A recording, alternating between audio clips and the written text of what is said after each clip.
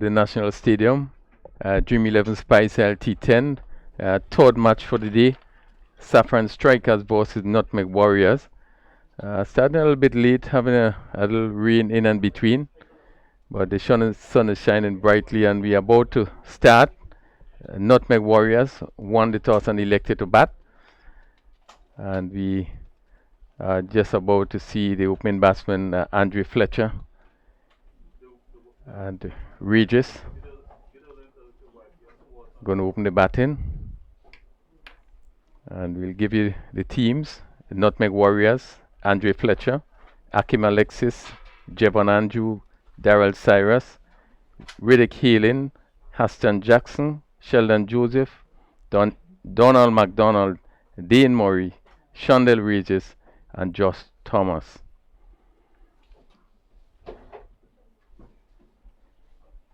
Saffron Strikers. We'll give you the Saffron Strikers as we are about to see the start. Fletcher is going to take the first delivery. Saffron, Ryan John, Kem Charles, Kendall George, Michael Joseph, Lyndon Lawrence, Sherman Lewis. As the first ball, Fletcher is back and hitting it to cover. Went bouncing straight to cover. And there's no runs.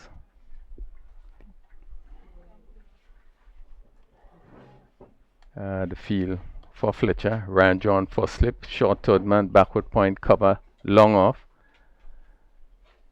Charles, this is wide of the off stump and will be signaled wide by the umpire. Kem Charles picked up quite a number of wickets in the tournament. It's right arm around the wicket to Fletcher. Again, Fletcher allowed this one to go outside the off stump. Pretty wide signal. So starting off with 2 wides in his first over. Fletcher as he faces Charles, again wide of the off stump, and the umpire once again signal wide. Jerome Fraser, that presiding in, a square leg John Mack. Charles once again to Fletcher, and Fletcher is hitting beautifully over long on, and this gonna, let's see, drop over the mid wicket boundary for 6. Again, giving himself some room and picking it up and swinging it beautifully over mid wicket for 6. Yeah, it's a very good shot there by Fletcher. It was pitched closer to him and he actually elevated that to the boundary for 6 runs. I think it's a definite plan to bowl wide to Fletcher, but once you get close, Fletcher would actually go after the bowler. So Fletcher off the mark with 6 as Charles wants more to Fletcher. Again, wide of the off stump, again, signal wide. Just trying to slant the ball away from the batsman, but pitching it really much too wide. And with the angle going wider. Kem Charles. And this is pulled again over mid wicket, and another 6 by Fletcher. Again, shorter in length, and he really picked it up nicely and hit it really smoothly over that long at mid-wicket boundary for 6. Yeah, we can see it was short delivery and Fletcher went on the back foot and dispatched it over the mid-wicket for 6 runs for a mighty huge 6. And you see the movement. Fletcher realizing that he's pitching it wide off the off stump, just moved across and being dropped a bit short and hit it really cleanly over that area. And it sailed over the mid-wicket boundary for 6. It's a definite plan to bowl wide to Fletcher, but so far he did not yield any wickets. But so 16 runs already in 3 deliveries. So 16 without loss, and Fletcher is driving this one, not getting hold of it. Again, down to mid-on. This is one that was pitched up. 16 without loss. We still in the first over. Warriors winning the toss and batting, and this one is stroke to cover. That's the fielder on the cover boundary comes wrong, and one more to Fletcher. So 17 without loss as the left-handed Shondell Regis comes in to strike. Have been a good over so far for Nutmeg Warriors. Yeah, very much so, very much so. Good is an understatement, but it's actually an impressive over for the Nutmeg Warriors. Charles again wrong the wicket, and Regis placed a mid wicket, and there's no run, and that completes the first over. 17 without loss have been a good over for the Nutmeg Warriors. Yeah, very good opening over there for the Nutmeg Warriors. The bowler K. Charles was actually dispatched for 2 mighty sixes by Andre Fletcher, and with a few wides, and it's scored 17 in the first over. Very much good start there for Nutmeg Warriors. Fletcher, who had a very good inning in the last game, not 100% at the time, but just speaking to him, he's feeling a lot better. But really played really well. Hit a number of boundaries in that inning, and he certainly want to lead from in front. Well, he's the captain, and he definitely wants to lead from the front, and he's a very important player, and the most important player for Nutmeg Warriors at the moment. And if he can get onto the Andre Spiceman start that we normally know, definitely in for a great treat. Well, he has so far scored 207 runs, highs of 79, not out. Average of 51.75, but his strike rate 232.58, and he's that sort of player. Going to score quickly. So Shaman Lewis seems to be the new bowler. Shaman Lewis come from this northern end. It's up to the wicket ball to Fletcher. Fletcher swings it over backward square, and that gone for 6. Really good shot. He picked it up and clipped it over more wide, long leg position, and that went over the rope for 6. Yeah, it was a very poor delivery by Lewis first up. It was short and even down the leg side, and Fletcher, if he shot Fletcher going over the leg side for 6 runs. 6, number 204 in the tournament. Fletcher quickly moves to 19. Only faced 6 deliveries, and already hit 3 sixes. Lewis once again is up to the board of Fletcher. Fletcher is pulling, and just to the man at mid-on, who just had to move back, so you get a single. Again, not getting hold of this one, looking to clear the mid-wicket. Yeah. Ball probably bouncing a little bit more than he expected. Yeah, definitely. Because he mistimed the ball. He's very disappointed himself. But nevertheless, I think good start there and good comeback from Lewis for getting a single of the next delivery. The left-handed Regis, third man on the boundary, backward point, cover, extra cover mid-off, and mid-on, the mid-wicket, just going a little bit square, deep backward square on a short fine leg. He stays around the wicket, ball to Regis. Regis looking to drive, comes, let's see, it goes down to the boundary for 4, long leg, and let's see, it's 4 runs coming up the inside edge and going to the right of the keeper, who really didn't have a chance there, and that ball went down to the boundary for 4. It was a good delivery by Lewis there, but unfortunately took the inside edge and went to the boundary for 4 runs. 28, Lewis so far going for 11 in this over, as he stays around the wicket to bowl to Shondell Regis. This pair would have put up the highest opening partnership of the tournament. Lewis up to the wicket, bowl to Regis. Regis is back and just chained at the backward point, and they come to for a single. And good to see Fletcher seem to be running quite a lot better. Yeah, he's not 100%, but actually it's free movement by Fletcher there, and knowing never underestimate the wounded batsman. You're right. And one quickly comes to mind, Gordon Greenwich. Definitely. 214 not out. Injured leg. Fletcher faces down the leg side, and wide would be signal. Umpire John Mark. Fletcher getting into position there for the pull shot, and just allow this one to go down the leg side. Well, the deep backward square is now placed right down on the boundary, so he will show him pretty aware of that position, and he want to make sure that when he plays the shot, he's in total control. Lewis, right, just stopped there by the umpire, and now signal dead ball. Yeah, again, as you can see, amazing start there by Nutmeg Warriors, 30 runs, and we know in the second over. Yeah, very good start, and we saw it happening in the previous game. Fletcher would have started really quickly And dealing in boundary is the fact that he really couldn't move as he normally does. Looks a lot freer in this inning as Lewis once again come over the wicket ball to Fletcher. Fletcher drives lovely over long on, and this goes over the boundary for another big six. Really, the timing there was exquisite.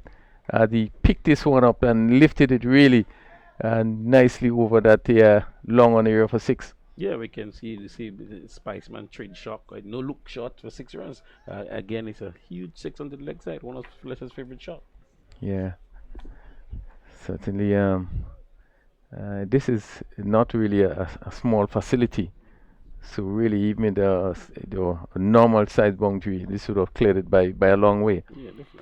Lewis, up to the wicket, ball to Fletcher, right up, and Fletcher come down on it and push it on the onside. I know they're going to take a single, as Lewis here just never expected them to take a single and just was casually moving to the ball, and Fletcher taking the opportunity and hustled through for a single, and that ends Lewis' first over, going for 20 in his first over, 37 without loss in 2 overs. Again, we are blazing start by the Nutmeg Warriors. Yeah, extremely great start there by Nutmeg Warriors.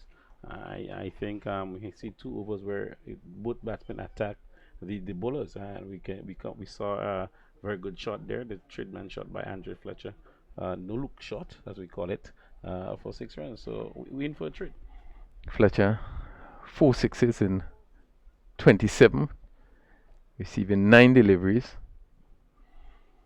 The experienced Ryan John going to pick it up from that southern end. This would be a good competition there with John and Fletcher.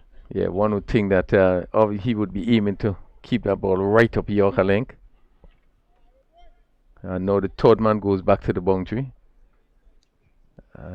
Still a short fine leg. So the attack, from all indication, the attack would probably be right up off stump, just outside the off stump. As Ryan John, he's up to the wicket now to bowl to Fletcher. Fletcher places one down to mid off and just hurries through for a single there. Again, full to the bat, and he just plays it down to mid off and for 1. Yeah, again, a very good start by Ryan John. Kept leading from the front. It was a full delivery, asking Fletcher to stretch, and he was actually slower than his normal delivery. Hence the reason that he was able to get 1 run.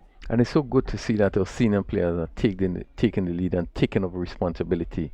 We saw today Roland Keto opening the batting and really taking the lead and did well for his team.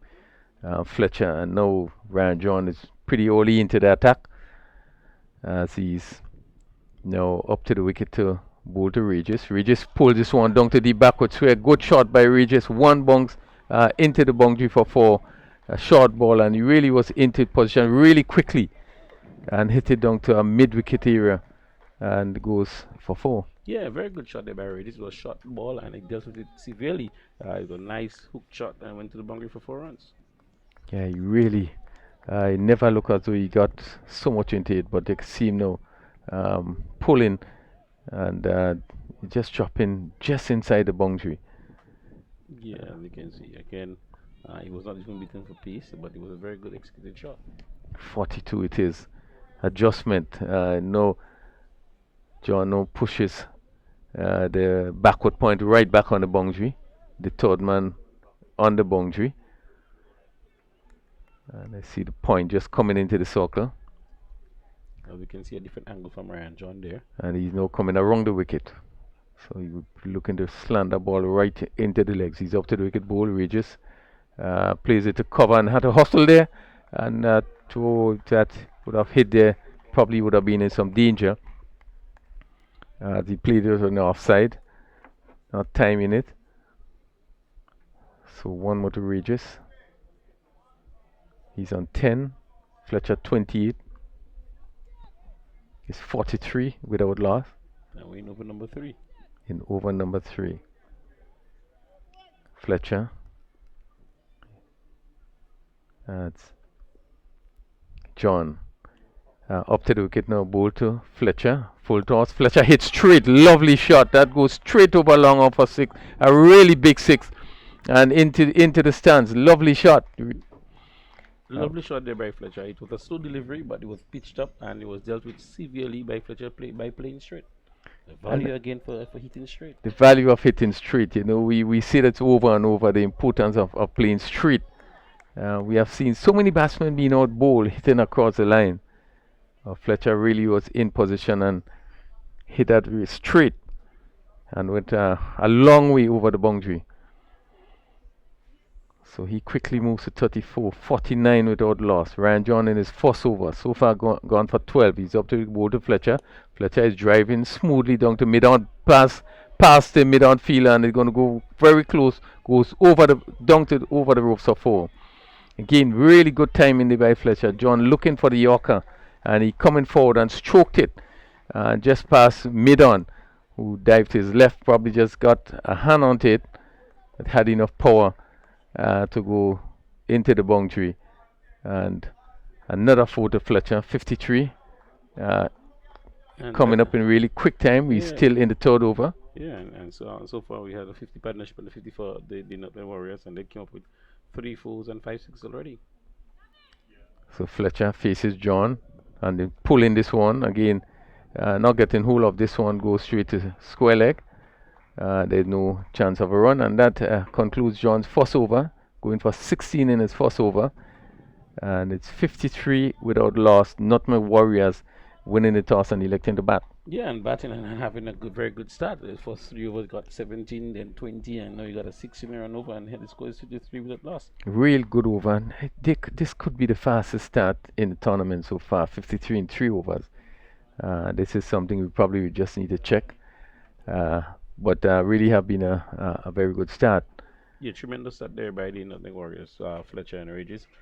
They both are going over 200 as a strike rate. And definitely a good start there.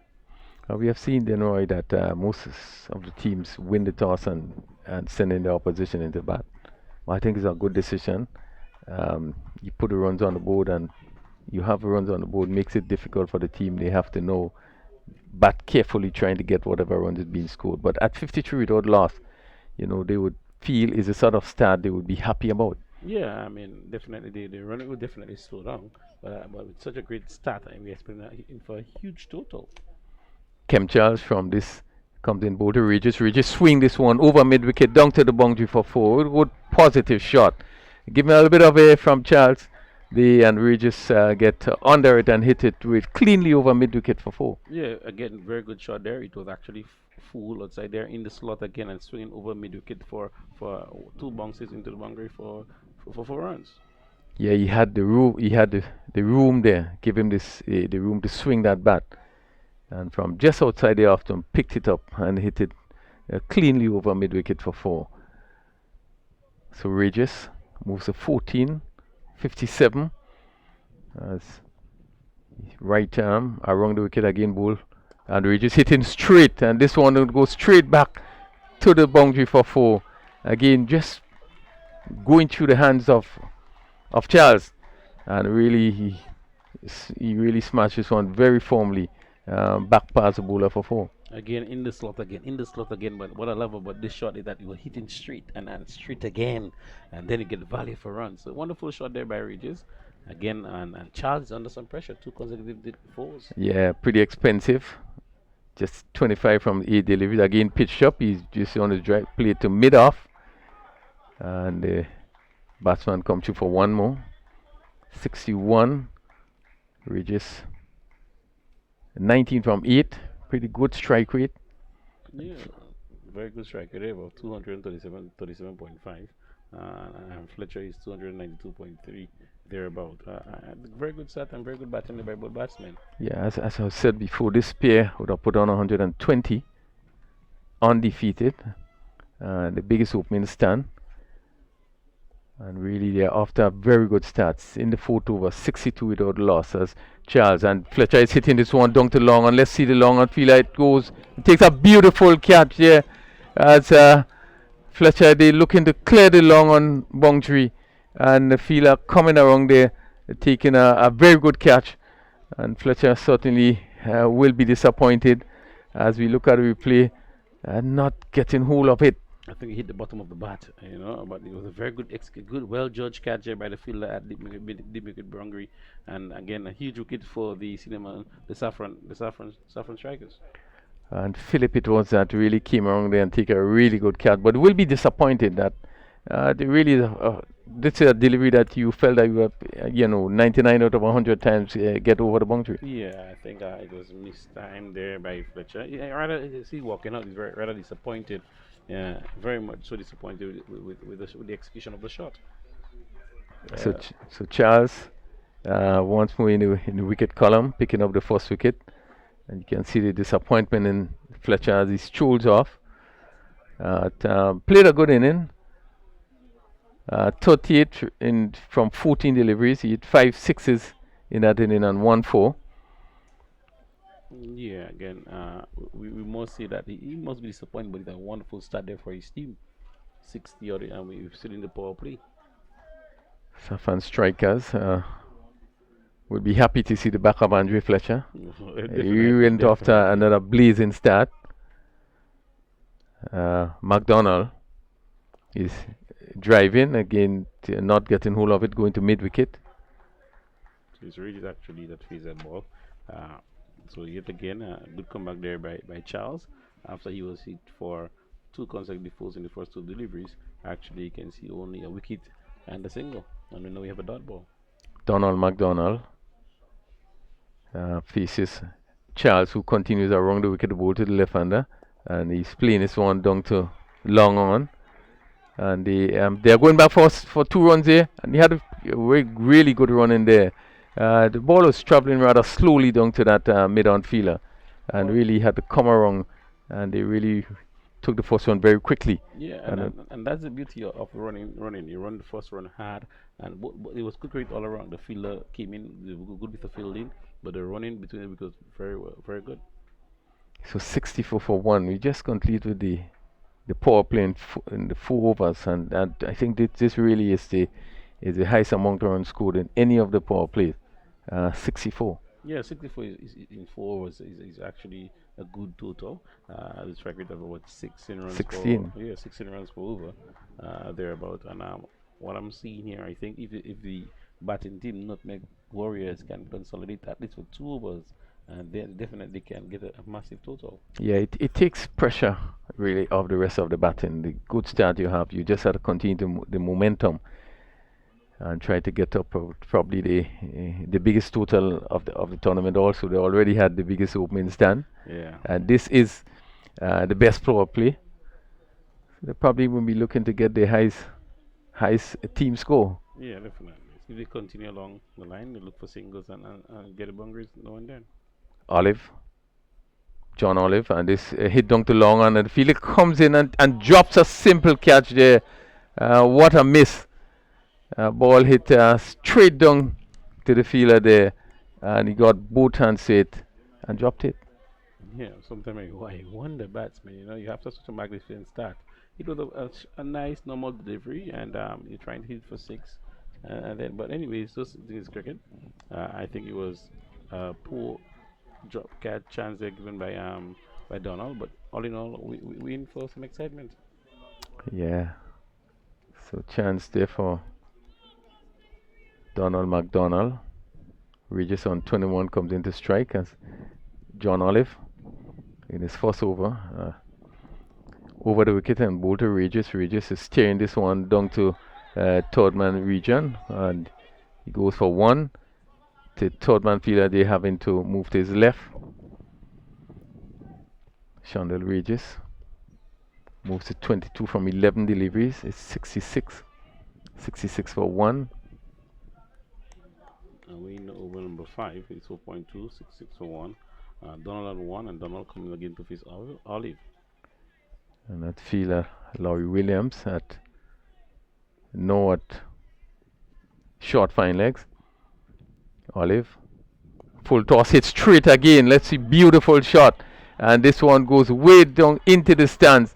Lovely shot played by McDonald, and again you see the benefits of the batsman going straight. Yeah, and what actually was slow delivery by by Olive, but it was well witted for whole-backish momentum and then went all the power and straight down over ground for 6 runs. 72 it is. The umpire just viewing the ball as it went into the seats, the concrete area. John Olive in his force over up to the wicket, and Bolton McDonald swing again. This one goes way up into there, and we see 3 fielders getting on that. Taken by Ryan John, the captain. That ball went high up into the air, and at mid-off, John coming in from extra cover and taking a fairly simple catch. And we are seeing the fall of the second wicket. Yeah, good comeback there by Olive. Actually, the previous delivery was hit for a huge, mighty 6, and then came back there with the wicket of Abdonald. And it was a very good catch there, a well-timed catch by Captain Ryan John. Yeah, you certainly see some experience with John coming around, getting into the right position, hands in proper position, and making it look very simple. Yeah, it was. Was a very easy judge there by John, and he felt comfortable since the ball went in the air until the completion of the catch. So Regis and 22. Alexis comes in to strike, and we have seen through this tournament there were some really simple catches being dropped. Fielders getting both hands, comfortable position, and dropping the catches. Yeah, the pressure situation causes catches to be dropped. This one is hit. Let's see. It goes down to mid wicket, and the fielder really just failing to hold this one. This was a more difficult catch, and it went from his hand, went down to the boundary for 4. Yeah, I mean, after Philip just took a brilliant catch to dismiss Fletcher, I think he's a very good fielder, and he will be disappointed with his effort there. But all in all, another boundary for Regis. Yeah, look, he got it both hands and really should have held on to that catch. So 4 more to Regis. He moves to 26.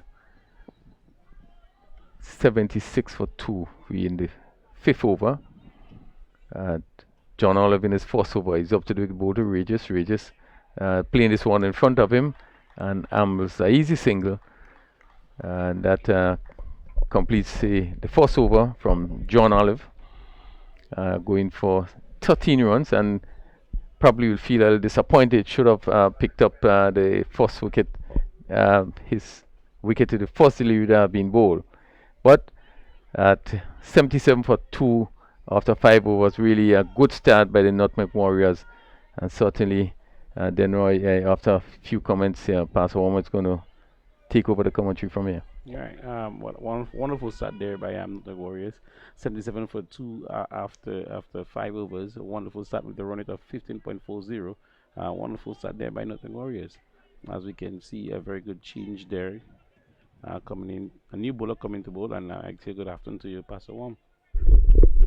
Good afternoon to you, then Ryan. Good afternoon to listeners. That's if you're in the afternoon zone. But if you're elsewhere, that suggests you're probably 9 hours or 10 hours away. Of course, if you're in South Africa, that will be much later. If you're in Liberia, it's about 3 hours away. It's going to be Alex Moses, first bowl for this match, and he's going to be moving into to bowl to Regis. He's 27, has batted very well for his 27, 77 for 2.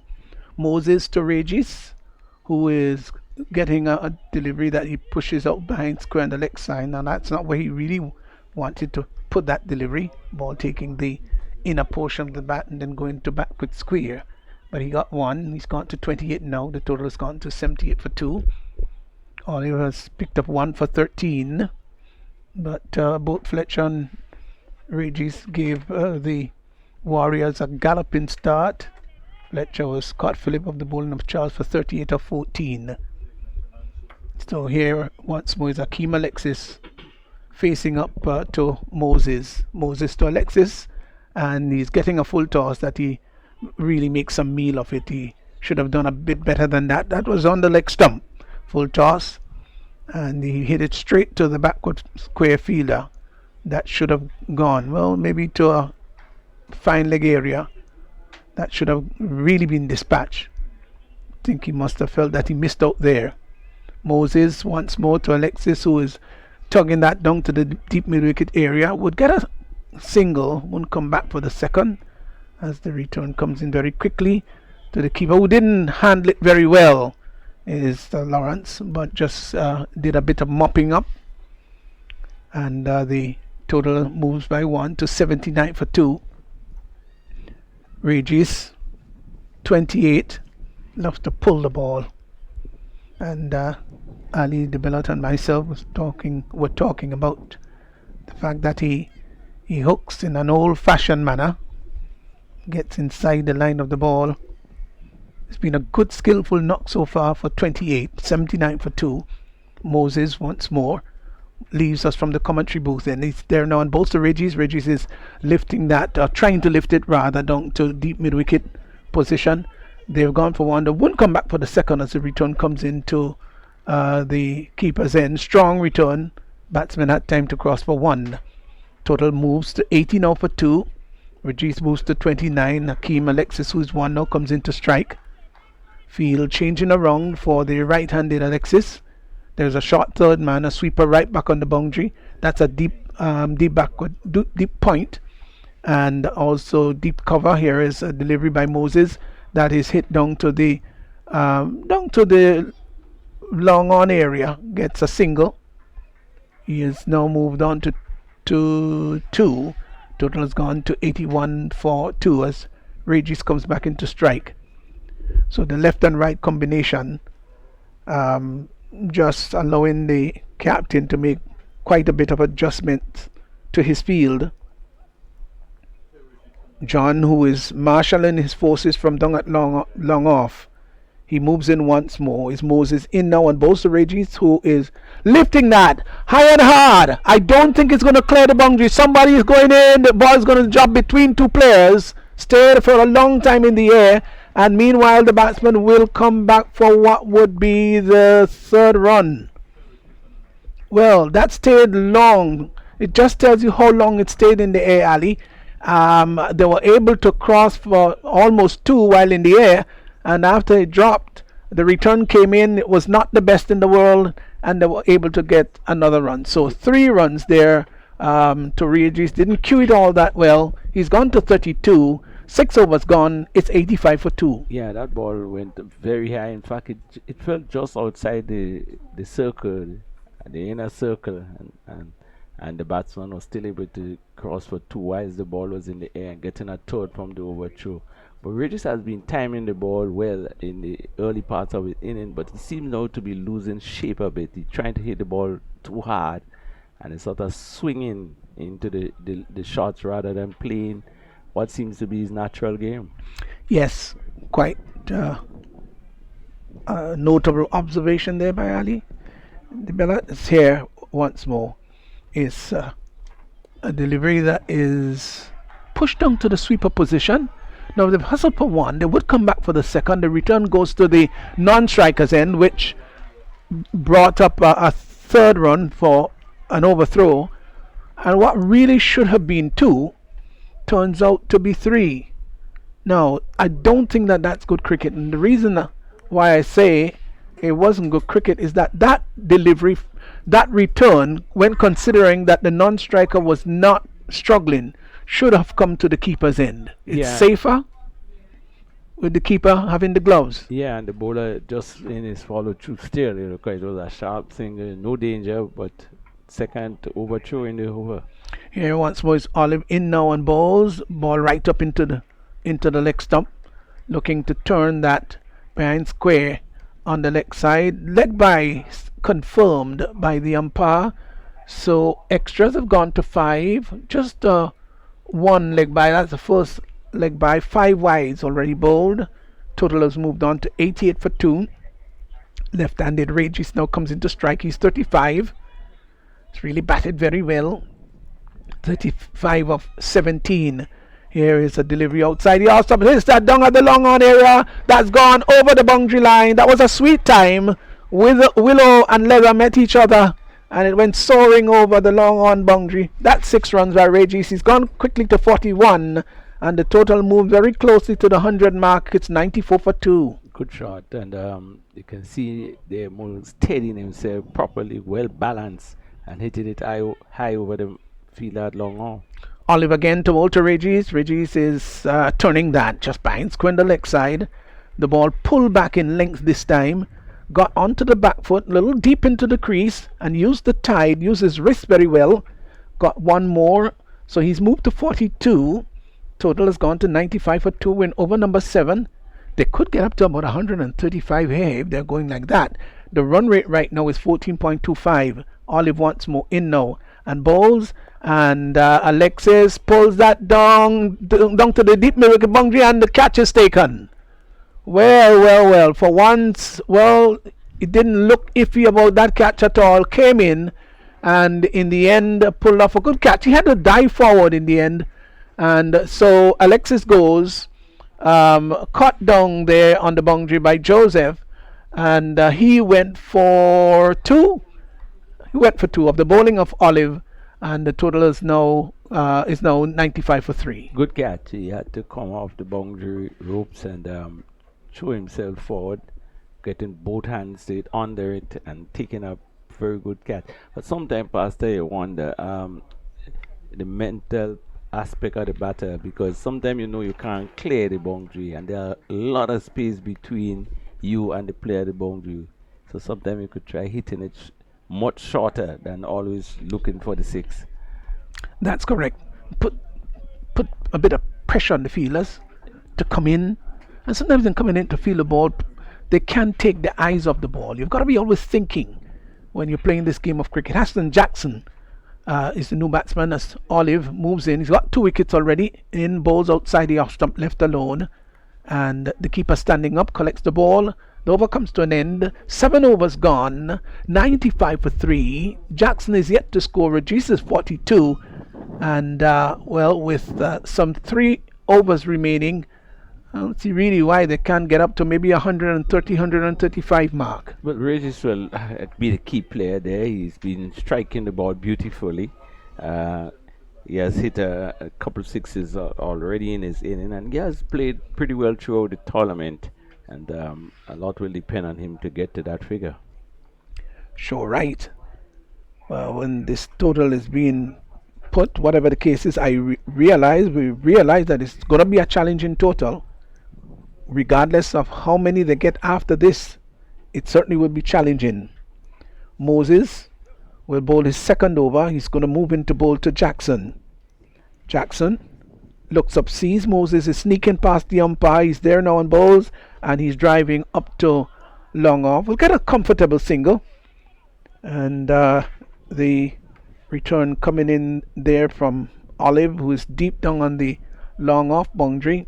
One more to his total, one more to the total rather. It's gone to 96. Jackson's off the mark, brings the left-handed Regis now into strike, as here once more is Moses leaning forward, then begins to straighten up his body. He's there now and bowls to Regis. Regis is getting a good delivery, but I thought he played it very nice with very soft hand. Opened the face of the bat slightly, got it down to a short third man, sought for the opportunity for the single, got it.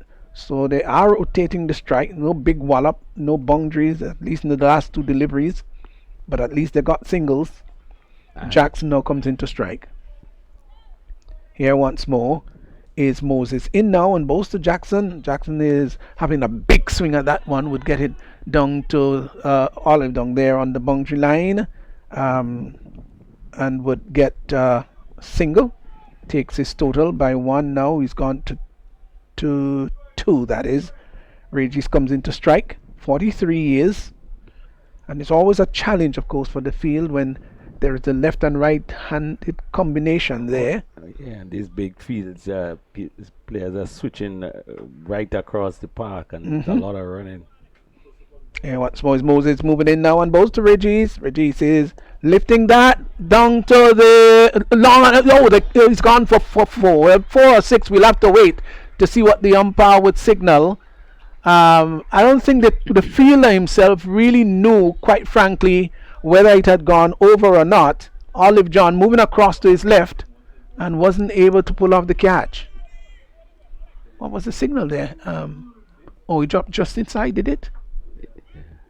Here once more is Moses in and bowls, and Regis is hitting that in the air. It's gone miles. Somebody's going under it. Oh, they've left it for each other. This is absolute comedy. Well. Meanwhile, the batsman had time to cross for two. Now, this is absolutely incredible. The ball went in the air. They had sufficient time to call. There's a fielder coming in from the deep backward point, third man area, and then there's a short third man going across. Neither of them seemed to be too interested in taking the catch, and then it went in no man's land just between both of them.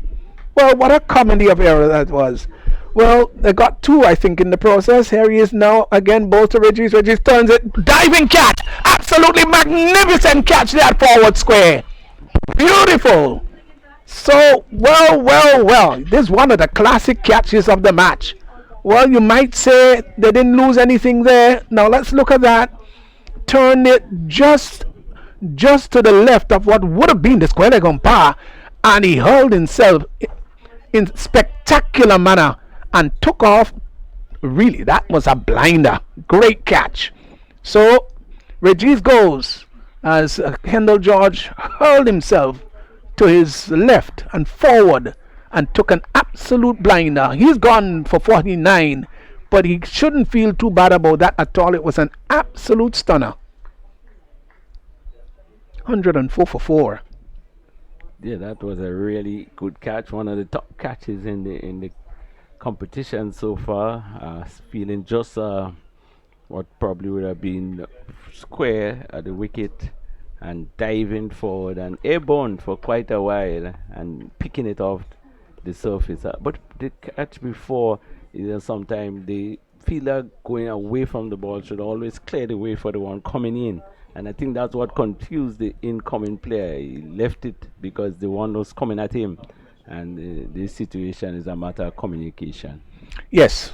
So, is that Lewis will come back from the far end? Yes. Sherman Lewis will move in now to bowl to Jackson. From the far end, I think he'll be disappointed with his bowling. It's not that he was short of pace, Ali. Yes, sure, yeah. Well, speaking of that, prior to us coming on, and he's been bowling at a pretty reasonable pace, but not good line and length. He's in now on bowls, and that hit straight back past the bowler, 4 runs. Beautiful, as straight as an arrow, straight as a pipeline, and that went past him. He was throwing up his hands to see whether he could turn it into a catch, but that went so fast. Before his hands went up, it was screaming past his shoulder, his left shoulder, and it went down to the boundary for 4. Jackson has gone to 6s, 108 for 4. Here once more is Lewis. Moves in now to bowl to Jackson. Jackson is lifting that down to the long on area. He won't get 4 this time. In fact, he does get 4. Oh my golly. Well, he should have cut that off down at long on and seemed just to get a hand to it. Let's see whether he got a touch onto that. Did he? Oh, went right through his feet, didn't it? Through his feet and hands. What a thing that. 4 runs. That's the problem, or the unfortunate thing about this game called cricket. Sherman has not been bowling pretty well, and he's really not been assisted by the fielders. Absolutely not. They look crestfallen there, and Lewis, who obviously would not feel very happy about that, but he moves in again to bowl to Jackson. Jackson is lifting that down to the long on, a wideish mid-wicket area. That's gone for 6. Wideish long on rather. No ball signal by the umpire, so he's got more to cash in on.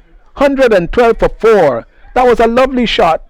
Hit right through the line of it. Yes, there was a bit of bottom hand into it, and it went soaring over wideish long on, verging on a straightish mid-wicket, down to the boundary for 6. It's 119 for 4, and Jackson has galloped on to 16. Here now is Lewis, a free hit. He's bowled him, but they will in fact forfeit that bowled because it was a free hit, and the batsman scampered a single. Yeah, and that's the thing about probably not having a good day, because Lewis' strength when he played for West Indies and around that era has been his Yorkers. Yes. right on, and he seems to have just been missing that line for York. And Yorker is a ticklish delivery. You have to be right on target. Too much short or too much up gives the batsman a free hit. Yeah, you're right. So, 120 for 4. 1.3 overs remaining. We did say a buy signal a little bit belatedly. Acknowledge up here in the commentary booth, and our scorers who have done a great job, really marvelous job throughout the tournament so far. And not only our scorers, of course, but all the technical personalities here. They've done an absolutely marvelous job. Here once more is Lewis moving in now to bowl to Cyrus. Cyrus is hitting that hard down to Olive down there at a long off and would get a single. So one more to the total. That's Ryan John down there, I think it is rather. Yeah. Yes, total has gone by 1 to 121 for 4. He does the type of Pollard setting Ryan as captain. He goes to the position where he thinks the batsmen are most likely to hit the ball, and so that's why he's deep on the boundary. Lewis is in now. Once more bowls to Jackson. Jackson is hitting that up to long on. Will get a single. They're not going to come back for the second, would they? Well, he thought about it just for a fleeting moment, attempted it, but realized that it's nowhere would have been possible. Stayed at 1. Cyrus comes in to strike. Jackson is 17. Batted very well so far. 122 for 4. This is the penultimate over here. Bowled by Lewis. Turns from the top of his mark in bright sunshine. And he comes in. Attired in yellow. He's in now and bowls outside the off stump. Big swing by Darryl Cyrus. Doesn't make contact. The over comes to an end. Dot ball there. 122 for 4. 122 for 4. Jackson will be taking strike keys on 17. Cyrus is 1.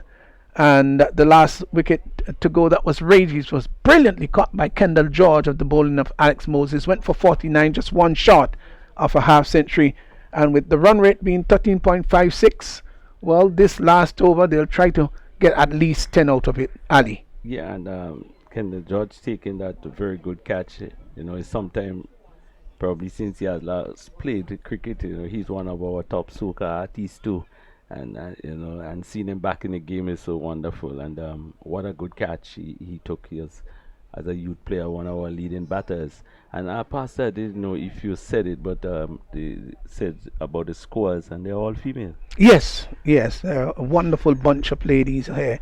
They're doing a great job, and often you don't see them there behind the scene. You don't hear their voices, but we depend upon them to give us all the stats, and they're correct. Trust me, they're top of the line. And if there anybody out there would need their services, you can call me and I'll tell you who they are. Here's the delivery outside the off stump. Wide signal by the umpire. One more to the total, which goes on now to 123. 123 for 4. But they've suddenly made our job, Ali, much easier up here, and our technical personalities too. Yeah, for sure. And you have traveled, as they say, all over and rank it as one at the top. Absolutely. I've gone all over the region, done international game all across the region, and it's ranked among the best. Here's a delivery right up and hit straight back down the ground. This is going to be a testing time for the fielder coming off the long on boundary. They will come back. Oh, he's struck at the helmet. That's not good.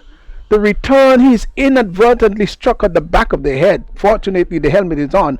But tell you what, when you get hit, even with the helmet on, that could be a very, very painful thing indeed. And Jackson was going back for the second run. Now, the return came from long on, inadvertently hit him on the back of the helmet and floored him immediately. But I think he's going to be okay. I think so. Well, and the shot in itself was a challenging one also for the umpire, and pretty straight. But one of the things there, a technical issue there with the batsman running away from the ball, is to keep your eye on it, and he was not looking. Oh, he gave his back the ball. Here is Ryan John, moves in once more, in now, and both to Jackson. Jackson is lifting that down to the long off area. The catch taken, gone. Well, you can't really fault him for that. He wanted to lift that over to probably get a 6. Oliver, I think it's down there, took a simple catch, just came off the boundary, and allow it to come. Said, come, baby, let me just grab you, and certainly took a rather simple catch. So that was that's the end of Jackson. He's gone for 19. It's 125 for 5, and Riddick Haling will make his way out to the middle. But I think Warriors should feel rather happy with their total of 125 so far. Watching to see what the batters will do, because I saw on the replay, I saw Cyrus cross, but he's now at the top end. I wonder what.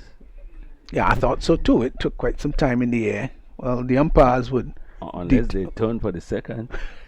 The umpires would determine what really happened there. But Riddick Haling will be taking strike. Haling from the village of Malmount in St. David's. Loves his cricket. But John, I mean, he's a pretty good bowler, and probably the second and the third match where he just comes on and bowl the last over. Here he is once more, is Ranjan in now on both. So Haling, who is driving, gets it down to the sweeper position.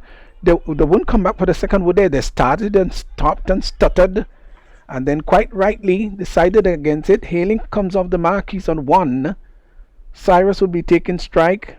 3 legal deliveries remaining in the innings. 126 for 5, as the right-handed Cyrus will take strike.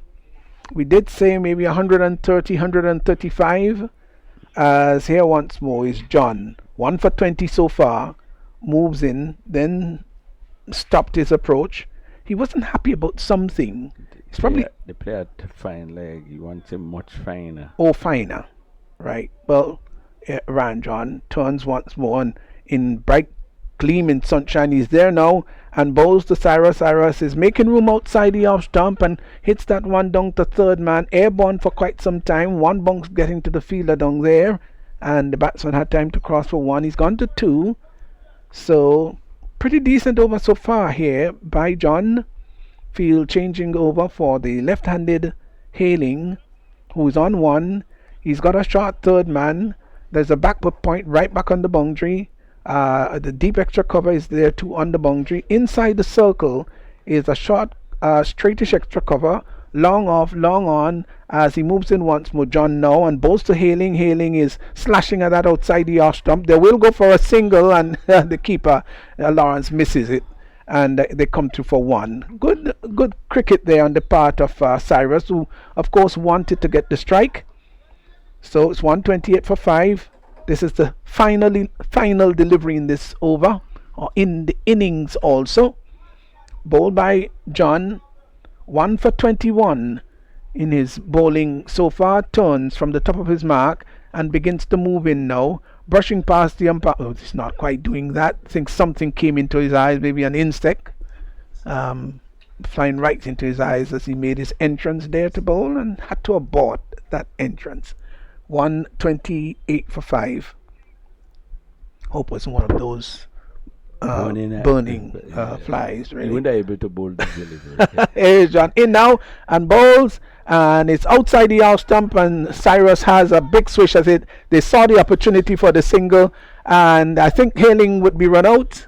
That's what it's looking like. Well, not Haling, is it? Yes, he's out. Yes, but it's a wide. So they still got 1 ball to bowl. Huh, interesting that.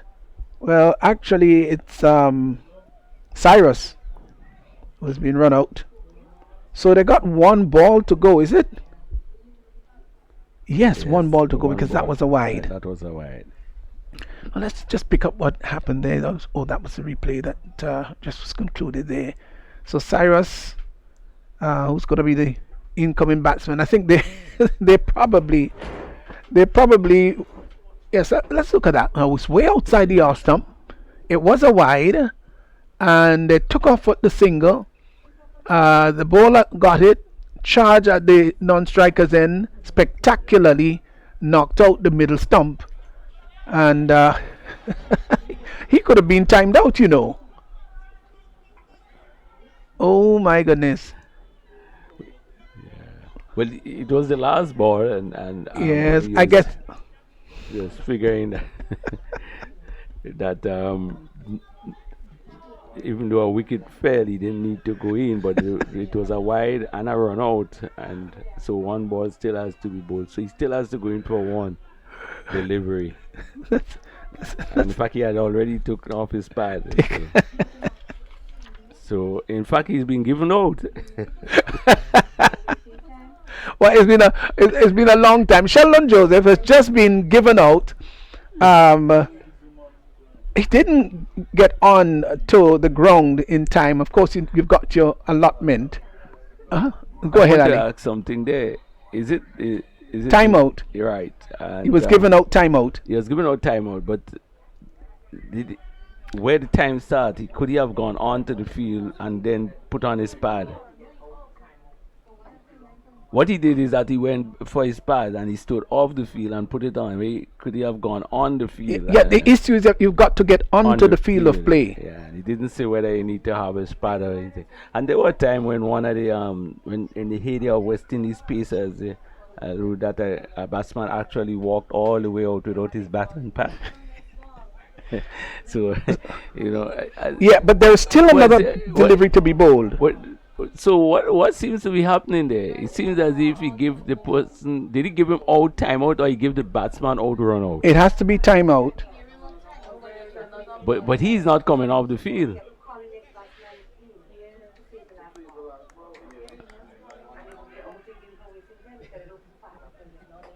So when the batsman gets out, the delivery has not been bowled, so the other batsman still has to come in. Problem there now is if he gets time out again. So Javan Andrew comes out. It was a really interesting thing. It's not very often you see that. So let's go back in time though. It's one of the very rare. It's one of the very rare times that you find that taking place. The batsman getting out time out. Yes. Well, we probably will give you some details about that a little later on. So this is going to be the last. Hopefully. Well, the last legal delivery. Riddick Hailing will be facing up. Here's John in on ball to Hailing, laces that in the air. That's going down to the long off area. The catch will be taken. Oh yes, he took the catch and then threw it back in because he didn't want to go over the boundary line. And they will come back for the third. Will he be run out? Yes, he would be run out. Well. What a dramatic ending of a innings that was. The catch was taken, and he had the frame of mind to throw it back in. Now let's relive this. Hailing hit the ball down to long off. It was going. He stood there, not really going for the run. Sheldon was telling him, "Come, let's take the run." Then the catch was taken. He sent it back in before going over the boundary line, and they then was seeking to go back for the second, and he was then run out. That was interesting. Well. So many things taking place at the end of the innings. I think if you go to replay that last probably 3 or 4 deliveries, you might take the entire inning. And again, he showed the level of concentration because that was the last ball of the over, and the player hitting the ball stood up watching it to see if it's going to go. Why not run? And even when the ball was on its way in, he stood up again watching to see what will happen. I think they have really lost their concentration there. But 129 is still a pretty good score. 129 plus 7. And as we see, basically in 10.2 overs, most of the team had 10 overs. So, yeah, well, just going back, the first printed laws of cricket back in 1775 required the umpires to allow 2 minutes for each man to come in when one is out.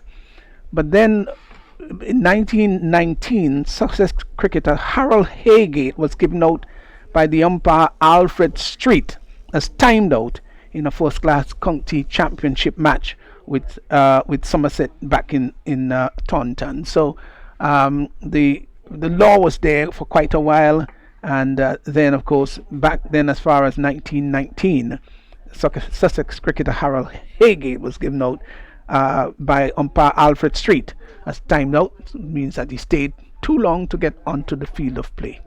Well, I've never seen it in my time of playing cricket where somebody has given out time out. But you could understand the situation here. It was the last delivery, and I suspect the batsman to come in would have been one of the bowlers. So he would have been more geared up to come out to bowl. Only to find it was a wide and a batsman being out and have it to go in. But again, the mental part of it, all he needed to do was get onto the field and then do whatever he has to do there on after. But as we said, a good score, 131 for 8.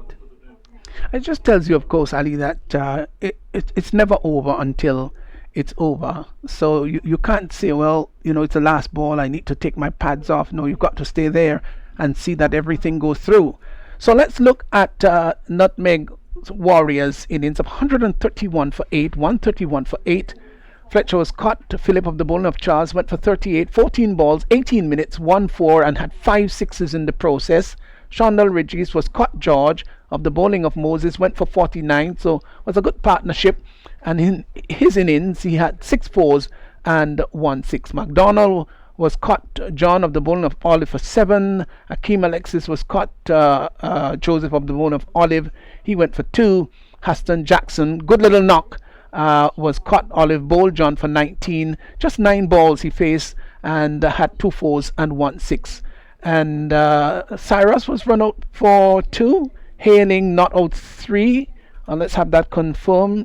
Sheldon Joseph was timed out. Sorry, so we just have that adjustment. It's a very strange mode of dismissal. It's not very often you find that in cricket, but he was timed out, and so the total being 131 for 8, 131 for 8. And we will in fact give you a bit of the bowling analysis here for Saffron strikers. Kem Charles, 2 overs for 28, picked up 1 wicket. Sherman Lewis, rather expensive, none for 37 of 2. Ryan John had 1 for 24 of 2. John Olive had 2 for 23 of 2. And Alex Moses, his 2 overs, yielding 24, I think it is. And so in the end, 138 for 8. And so it means that it's going to be very much a challenge for Saffron strikers as to whether they can go in there and do something spectacular and pull off what would be a stunning victory if they do so. But the task is going to be uphill. They've got to score at about 13.10 runs per over. And we'll be waiting for Saffron strikers to take their turn at the crease to see whether they can pull off what would be, if they do, quite a magnificent victory. So we're just going to hang on here. There's an innings change, and until then, maybe enjoy whatever you're doing, and then we'll be here live to bring you Saffron strikers reply.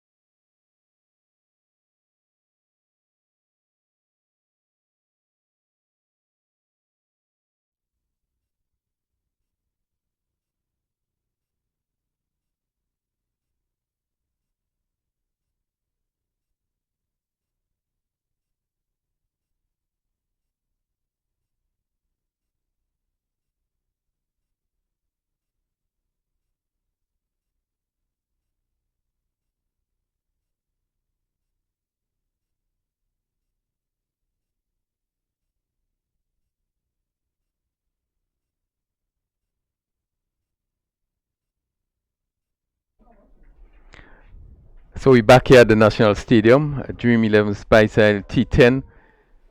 The Saffron Strikers is going to try to get 132 for victory, 132, 131 being the highest total score so far in the tournament by any team. Yeah, we can see wonderful batting there from Nutmeg Warriors. From the start, they attack the bowlers and they put up a competitive total, actually challenging total of 131 in the allotted 10 overs. Yes, certainly. This was all possible due to the really brilliant start that Nutmeg Warriors had. I think there was some 64 in the power play in 4 overs, which to date is the highest in terms of the power play. Yeah, I think, as I said, it's a very competitive total with the run rate required of 13.10.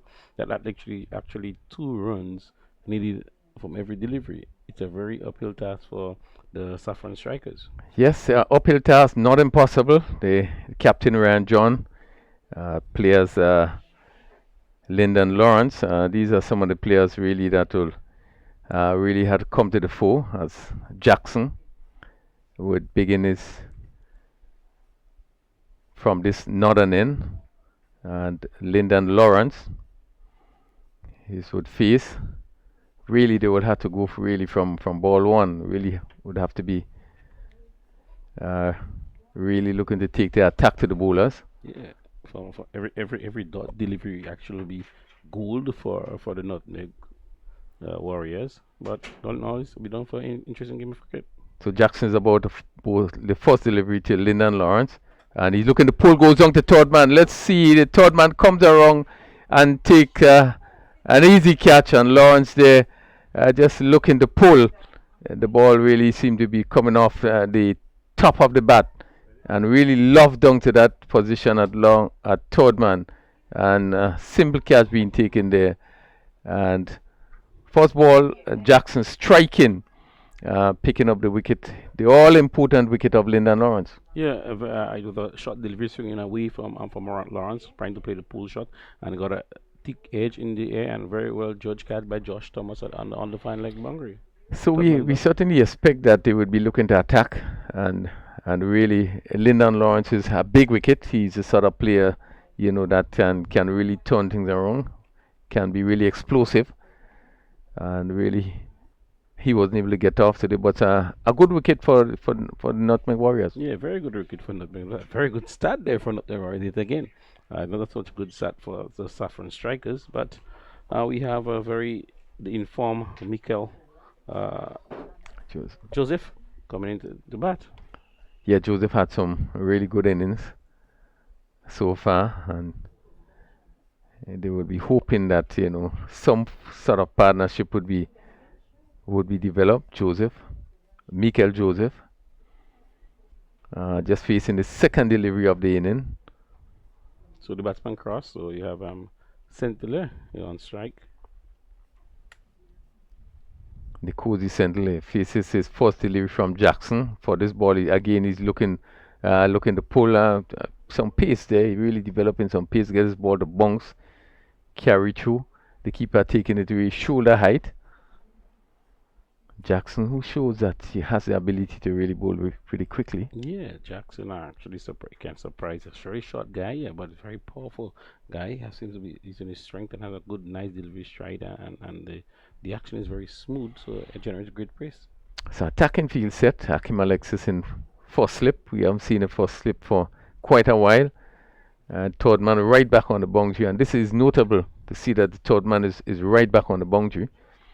Backward point, cover, extra cover, and a mid-off. 6 fielders on the offside. Then we have a mid-on, deep backward square on the boundary, and a short fine leg. That's Jackson. Third delivery up to the wicket, and bowl. This one is driven straight to cover. And really there was no need to throw there, but no damage done. Sentinel not yet off the mark. Joseph not yet off the mark.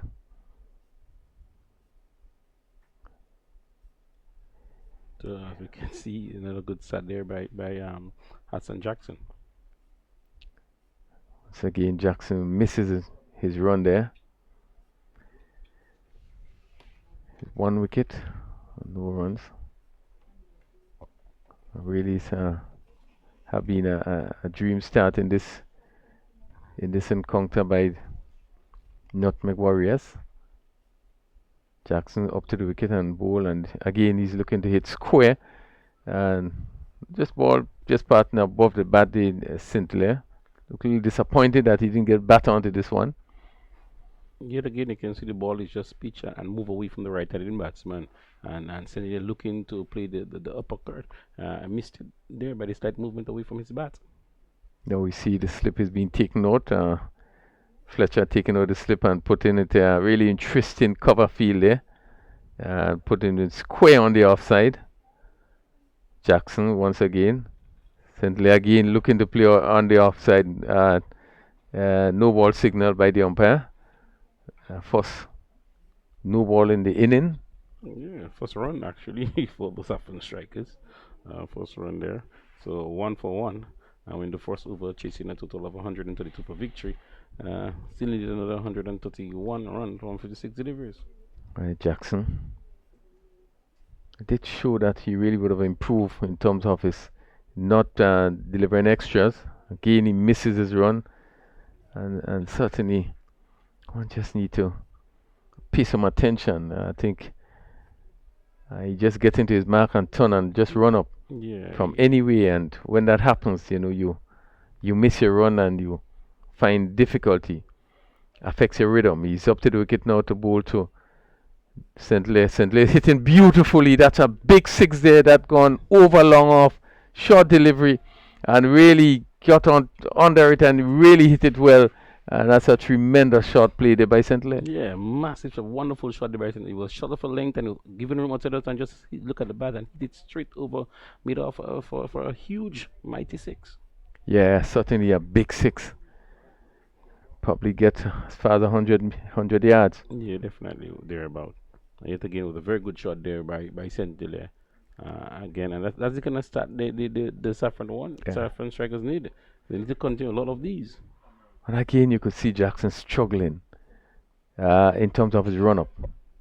You just need to, take some time and pay some attention in terms of how he runs to the wicket. Yeah. Let's see what happens now. He's up to the wicket. He go to Sinclair. Sinclair plays this one to cover and picked up the easy single. So that completes Jackson over. Only going for 7 runs in that over, but again, struggles in terms of his run up to the wicket. Yeah, he struggled, but according to the situation of the game, 7 runs per over is actually good bowling there. I think Andrew Fletcher will be happy with this over. Yeah, very good, very good. Picking up just 7 in the first over and picking up important wicket of Lyndon Lawrence. He is something to be happy about. Yeah, definitely. So, with the strikers, the Saffron strikers need to go at least 13 runs per over every. At least you need to get 12 runs in every over. Have to be rather competitive. Yeah, well, they started at 8 runs over, and at the moment need to get 13.78 runs over. So, pretty close to 14 runs. Yeah. So it really would be tough going. As Josh Thomas take it up from the far end, or the southern end of the ground, and he'll be bowling to Nikosi Sinclair. Yeah, Josh has bowled 11 overs so far in the tournament, 119 runs going from his overs, and 3 wickets was given. He got 3 wickets in his 11 overs so far. He won't be too happy with that.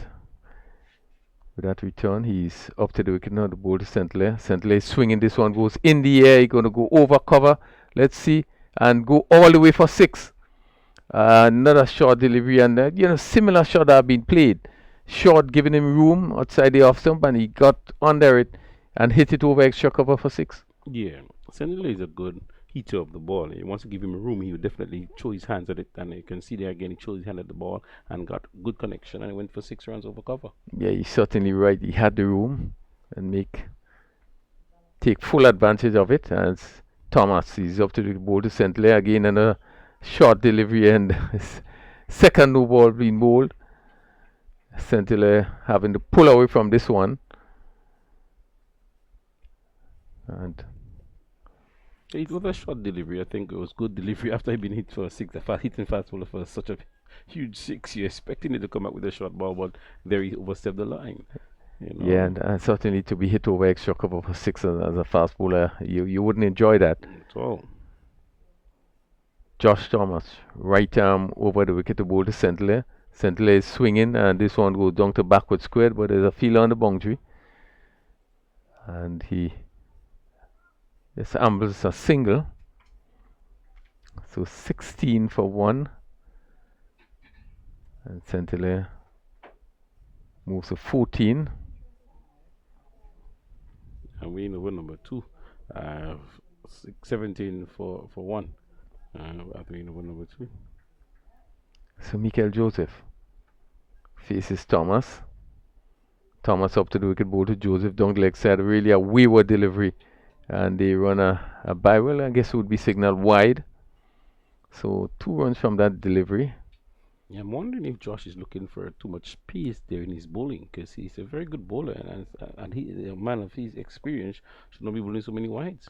Well, I do believe he's looking for pace, and just to go back to the figures that he have there, indicates, you know, that he have not been bowling well consistently. I think the last game he had a pretty good spell, and probably was his best bowling spell. But generally, you know, I think he will be disappointed with his bowling. Definitely. He's up to the wicket to bowl to Centilla, and for this delivery, another short delivery is hit high. Where does this go? Go down to mid wicket. The fielder is moving to his left, and it drops just in front of him, and the batsman pick up 2 runs. But again, another short delivery, and Centilla looking to clear the mid wicket boundary, and they just drop in just a few yards inside the boundary. We picked up 2 in the process. Yeah, so it was a short delivery, and they're looking to pull that ball into for 6 runs. As it got in the top edge and fell in no man's land. And you have seen, he have been hit for 6 off a short delivery, and he just continue to bowl that short delivery. And as he's up to the ball, and this one is swing down to mid wicket. The fielder comes off the boundary and takes a beautiful catch. Really juggled it a bit, and just seemed to take it from here. The umpire just trying to make sure that the catch is cleanly taken. We're going to see the replay here, but really good effort. Again, another short delivery, and let's see, it goes down to the fielder, comes in, get both hands to it, and really look to have taken it cleanly. Yeah, very good catch here by Donald McDonald. Yeah, it was actually a short delivery pulled towards him, dying when he approaching him, but actually dive forward and take a comfortable catch. Yeah, really good movement by McDonald. He comes in, get both hands there just before that ball hits the ground, and just seemed to bubble a bit, but held on. And the umpire's just trying to make sure, yes, he's out, caught. Certainly good work by McDonald. Yeah, very good work there by McDonald. He claimed the catch immediately because he knew he got underneath the ball, and with a very good catch again on another wicket down for the Saffron strikers. Yeah, they would have ill afford to lose the wicket of Nicosi Centilla. Yeah. But he played well. He really played 2 beautiful shots for 6, and I think Thomas would be a little bit lucky there to him to get away with this one. It was another short delivery, and Centilla didn't really get hold of it, and it went down to McDonald, who came in and took a very good catch. Yeah, and came in and actually took a wonderful catch here of the boundary. Again, seems to be that Thomas is actually relieved bowling on short deliveries. Actually, this one benefit for him. And again, 20 for 2 and over number 2. Still need another 111 runs on 50 deliveries. What do you think, Ray? It's tough going. Yeah, I mean, they really had to get a good start. You expected, first of all, you want a good foundation, not to lose wickets early, particularly your stronger hitters. And to lose the wicket of Lyndon Lawrence, I think, was a big one. Centilla did show there, hitting 2 sixes in his inning, 16 and 11 deliveries with 2 sixes. This ball is pushed on the onside by Joseph, so he's off the mark. 21, It's Olive rather. John Olive, the new batsman. Olive, the new batsman. Well, according, Ol- I think Fletcher will be happy with every single. Once the dot ball, he'll be happier. But the single, you know that he cannot lose from there. Once you get singles, 6 runs for over, happy. Yes, That's certainly. it. That wouldn't worry him not a bit. But Olive faces first delivery again down the leg side. Short ball, really disciplined ball in there by Josh Thomas. Just picking up a wicket there and then continues to bowl short. Yeah, and one thing amazes me that he continue bowling short and down the leg side. But I know he's a guy of experience. We're just looking for trying hard. His best, but he would get it. He would get it. I have confidence he would actually finish the over strongly.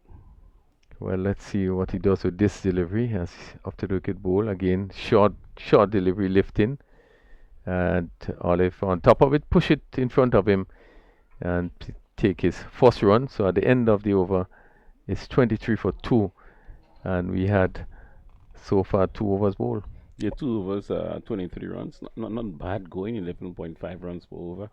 You should record 13. But if you can continue along that rate for the next 5, 8, 6 overs, they in for a chance, and maybe they get a little 15, 20 over, 20 run over, 221 over, and they actually in it. Yeah, it's an uphill task. It's really an uphill task to get up to 132, despite the fact that the first over there of Thomas really was not what you expect, but still 15 runs in the first over. Yeah, very very interesting change there by Fletcher. We have the new bowler, that Sheldon Joseph, coming into bowl. So far in the tournament, he have bowled 3 overs and 33 runs was taken from his 3 overs. That's 11 runs per over, but he have not got a wicket for so far in the tournament. Well, let's see if today will be better. He's up to the wicket and bowl his first delivery, full toss, hit to mid wicket, and the batsman take 1, and no ball signal there come from the square leg umpire. That seemed to be height. Yeah, no ball for the height. Probably height, or if there was someone that have been extra fielder out of the circle. Whatever it is a no ball, so it's a free hit. And Michael Joseph is on strike. So Joseph, we've seen some adjustment, and one get the impression it may just be an extra field, too many fielders outside of the circle. We see the long one just coming into the circle. Fletcher just showing the sign of annoyance, and this one outside the off stump, and the batsman there in Joseph looking to drive, made no contact. Yeah, so 25 for 2, and we number 3. No, he pushes it long on back on the fence, so there's a long one on the fence, and there's cover on the boundary. The 2 players outside of the circle as Joseph, and this is wide off outside the off stump, and we signal wide by the umpire. Again, have not been Sheldon Joseph have made the sort of start that you would be pleased with. Yeah, but nevertheless, I think he needs to finish or needs to get the ball online. 26 or 2, just a medium pace, right hand medium pace, right up, and this one seemed to come off the bat and onto the bat. Let's see the signal. No, it's just pad. So leg by. As Joseph was looking to play it somewhere to mid on. Yeah. They will be happy with the singles. Yeah, Fletcher Not the definitely, definitely the singles would be Fletcher would be definitely happy, and the Warriors would definitely be happy. Joseph to Olive. Olive is hitting this one down to long on, straight to the fielder, takes a really good catch. He just moved back there. The ball pitched up to him, and again we see hitting across and playing it down to long on, and the fielder there coming around and taking a very simple catch. Easy catch there by Regis on the long leg boundary. It was the ball outside, a slow ball outside the off stump, and it was dragged from outside the off stump to the longer fielder, and a simple catch for the Nutmeg Warriors. Yeah, so another blow, 27 for 3. And we have seen so many times as we look at the replay there, that's taken from way outside the off stump. And as you said, drag it around, down to the long on fielder. And what he could have probably hit straight, cleared easily over mid off. Yeah, and we have seen so far in even the first innings, in the Nutmeg Warriors innings, where you have the move of the batsman hitting straight and they got value for their shots. Yeah, it was very evident in terms of the straight hitting. So the captain, Ryan John, comes in not a comfortable position. They are 27 for 3. Still requiring 105 from 45 deliveries. That's 14 runs per over, so he can do it. Faces his first delivery. Joseph plays it on the offside and goes through for a single. Alexis coming in from the quick cover. Couldn't prevent the single. 28. Ryan John off the mark. Joseph. Sheldon Joseph. 1 for 4. He's up to the wicket on ball. And this one is pitched up and lifted over mid off and goes one bounce into the boundary for 4. Ball tossed up and Joseph lifted it over mid off. Safe shot. And it went just a one bounce into the boundary for 4. Yeah, good shot there by Joseph. I think with a pitch up delivery outside off stump, and he just lifted it over the in mid on for 4 runs. Yeah, again, as we were seeing, the hitting straight, the indication of playing straight. Yeah. Had no difficulty playing that shot. Let's see what he does next delivery. Again, looking to swing. Just one slanting down the leg side. He made no contact. Just go into his pads and picking up a leg by. Again, the ball angling down the leg side. So that completed the third over. 3 overs gone, 33 for 3, all the threes. And Saffron strikers have a long way to go still. 99 from 42 deliveries. Yeah, 99 from 42 deliveries. That's a rate of 14.14 runs per over. But nevertheless, I think it was very good over there by Joseph, and picking up his first wicket in the tournament. So good things are coming in place for the Nutmeg Warriors. Yeah, and I think if there's a time to use him, probably this might be the best time. Yeah, definitely. With the sort of score that Saffron strikers have to chase, and the loss of 2 early wickets. So probably not a bad move by Fletcher. Yeah. Having some of his strike bowlers, the likes of Jackson, Cyrus, and even himself. Yeah, and himself to bowl. leading wicket taker in tournament so far. Yeah. You know. Yeah. But Jackson is coming back for his second over in his final over of the spell. Yeah.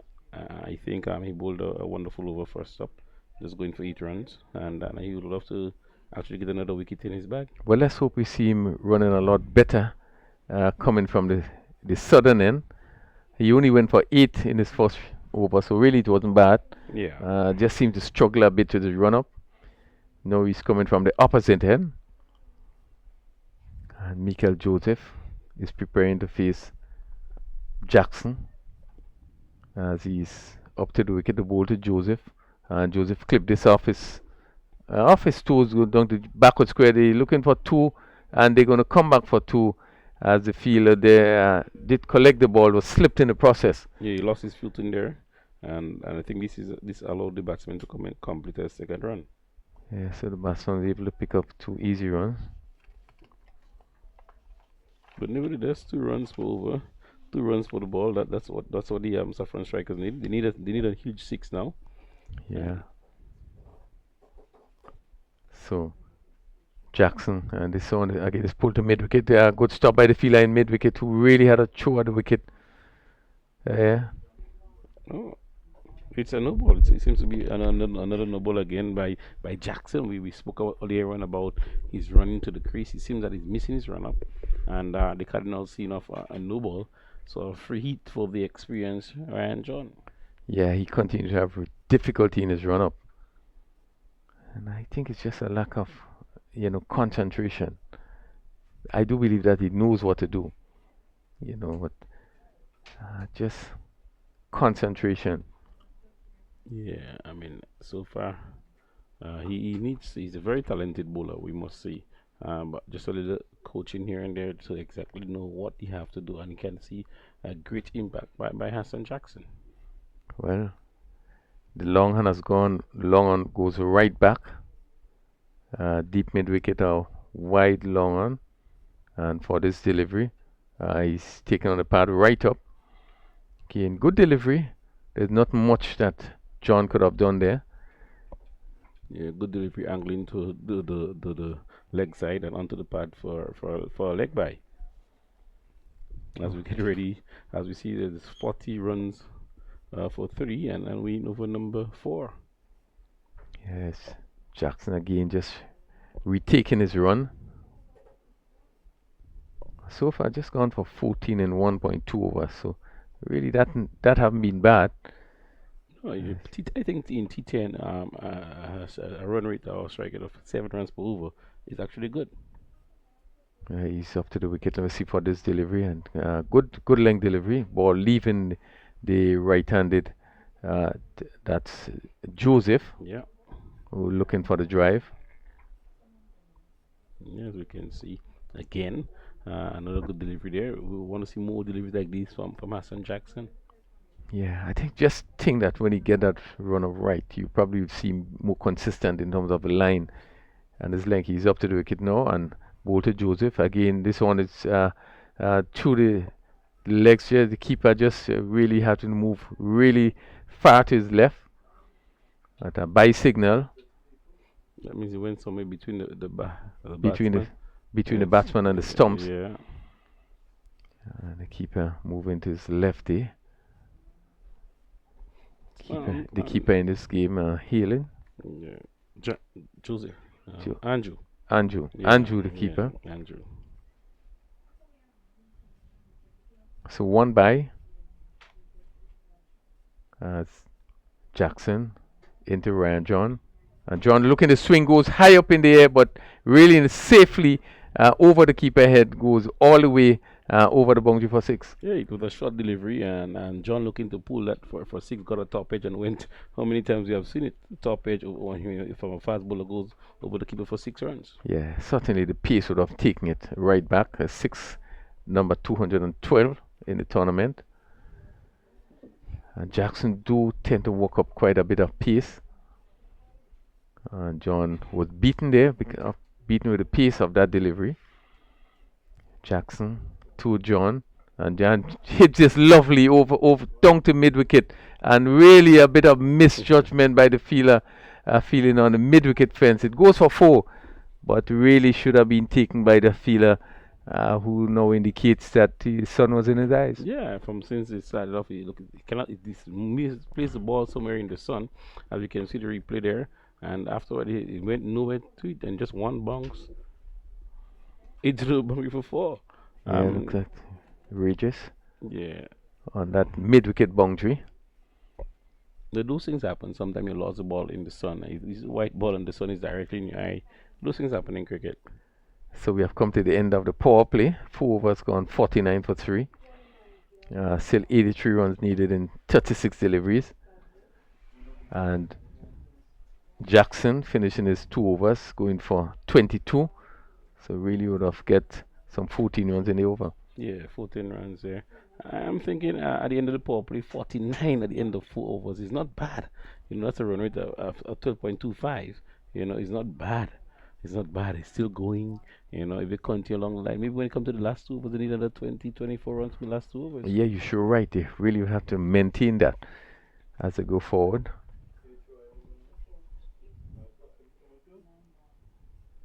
Joseph, second over, this one hit down to long on, and it goes just short of the fielder there, who came and made a good stop and taking it on the volley, stopping it just in front of him. Regis. Yeah, another good, brilliant fielding by Regis. I think the ball went in the air, but somewhere between, he said, "You know what? I'm gonna save the run. I'm gonna go for the catch. I'm gonna save the runs as much as possible."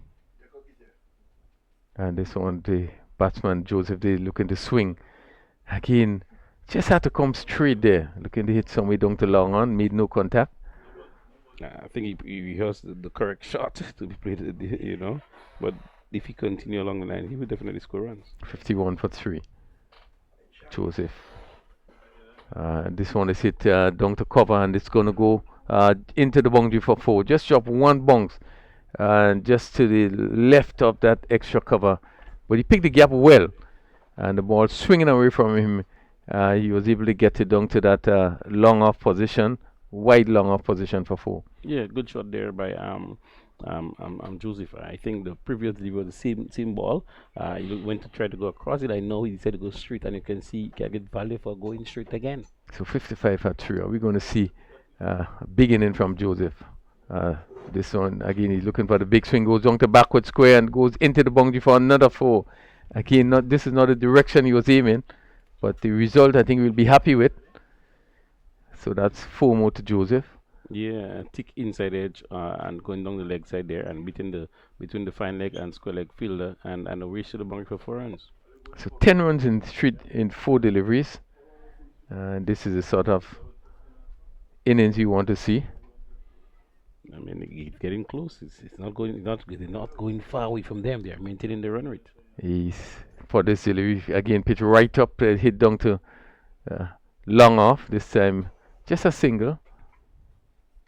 But so far have been a good over. So 11 runs in this over. Joseph 1 for 19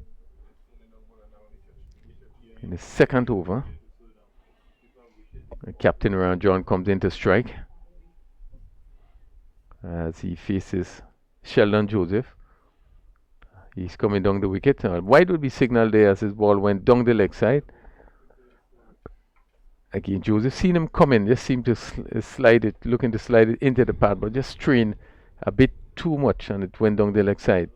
Yeah, I think again, if he needs to keep the bowler needs to keep his composure, even though I know the movement was made only by Ryan John, and again he bowled it down the leg side for a wide. Very good, smart batting there by John to get an extra run. So 61 for 3, 71 from 31 in the 5th over, as Joseph up over the wicket, ball to John, full to the bat. John hit this beautifully over long on for 6. Big shot by John, full toss, and really give it the full treatment. And Regis, who's at long on, just had to look at that delivery, seal over his head, and really have been a really good over. Yeah, that seems to be 18 runs coming from that over there. Again, another beautiful over for the sort of Saffron strikers. They are actually in it, again. The current run rate is actually 13.40, and they just require another 13. So if they continue along that line, it'll be a surprising victory for the Saffron strike. Yes, it's not over until it's over. 65 from 30. And it's a really good over for Saffron strikers. 67 for 3.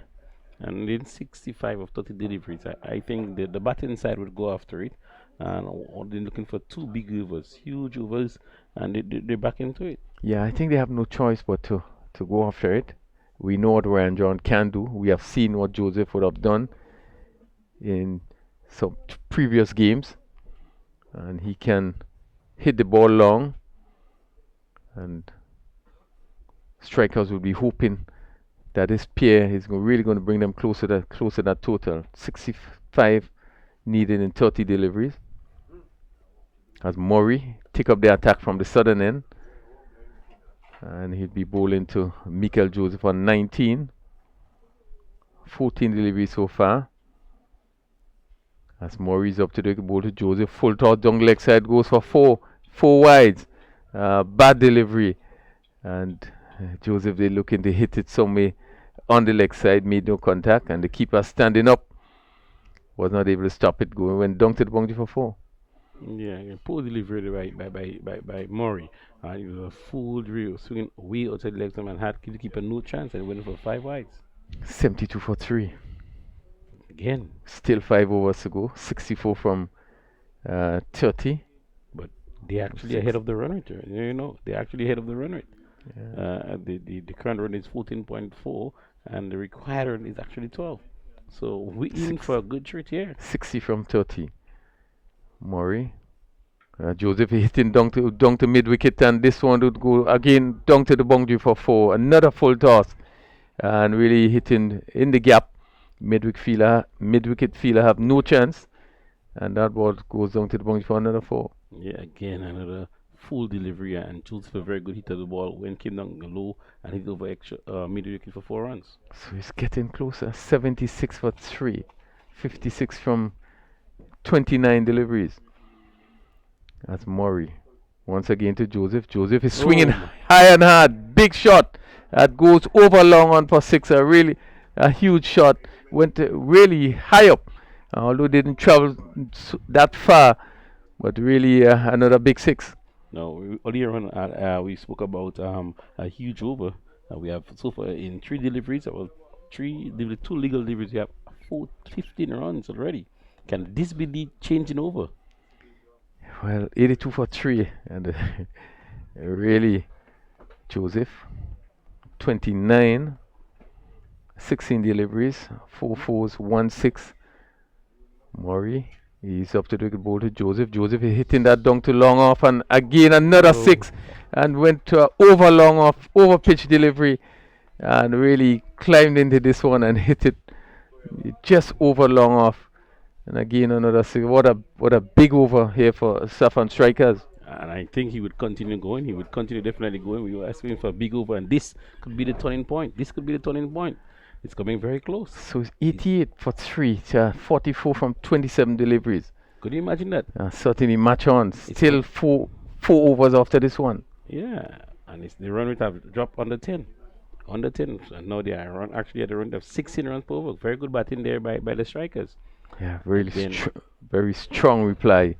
Murray in his first over, 21 and 3 deliveries. Went for 21 and 3 deliveries.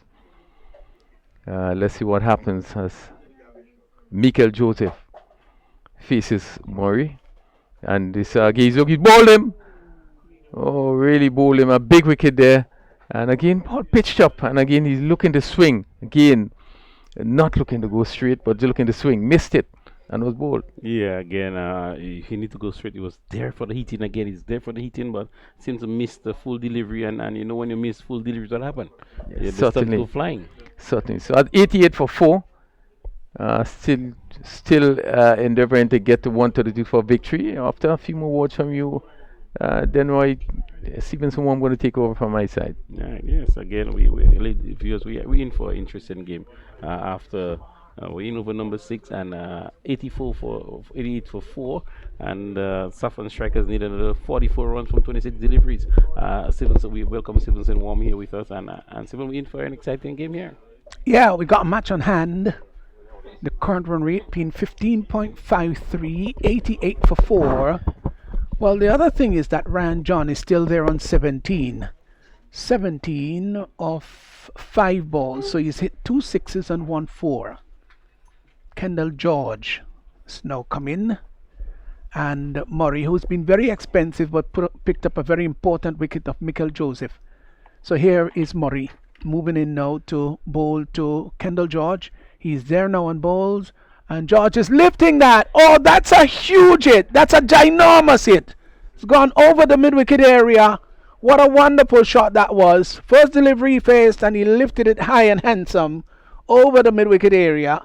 Gone for 6, 94 for 4, and that was a huge blow.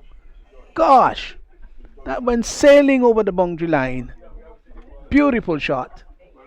And what a way to get off the mark in a rather sensational manner.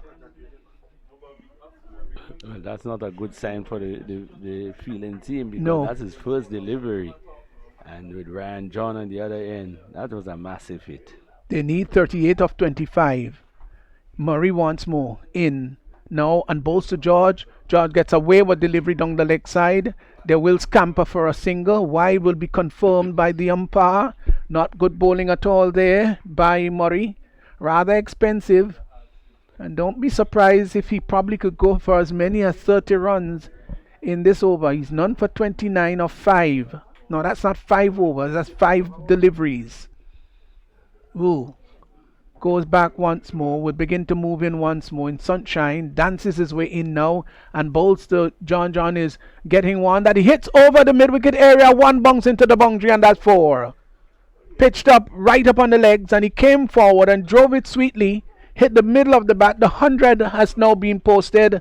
146 deliveries, 37 minutes of batting, and boy, 4 sixes in the process. What a performance here. The run rate now is 16.67, and they've got to go at just 8, exactly 8 runs per over, 24 balls to get 32 runs, and that should be a canter in the park. Well, the start of the inning, one would have thought that that was a very challenging score, but once the batters get going, they make things look rather simple. But a bit surprising though that neither Fletcher nor Alexis has bowled, so they have not bowled a spinner in the inning. Yeah, I think that was a mistake. Fletcher's now decided to pull himself into the attack, maybe a bit belatedly. He probably was also thinking about his injury. But I just thought, honestly, he should have come on maybe about 2 overs ago. 100 for 4.